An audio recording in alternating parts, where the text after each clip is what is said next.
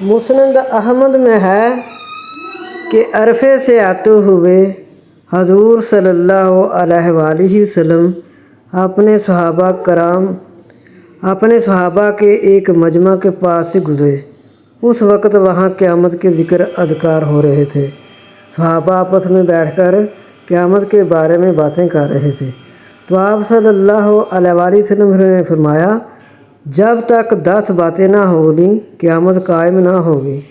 आफ़ताब का मगरब की जानब से निकलना, धुएँ का आना, दाबातुल अर्द का निकलना, यानी ज़मीन से एक जानवर निकलेगा जो बहुत बड़ा होगा, जो गैबी बातें बताएगा, लोगों के साथ बातें करेगा।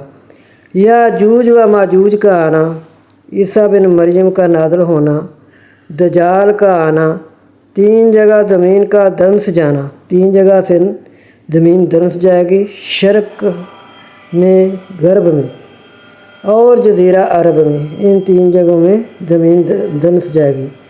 और अदन से एक काग का निकलना जो लोगों को हका कर एक जा कर देगी, जो सब लोगों को इकट्ठा करके एक जगह, आग पीछे पीछे होगी और लोग आगे आगे होंगे, सब लोग एक ही जगह इकट्ठे हो जाएंगे।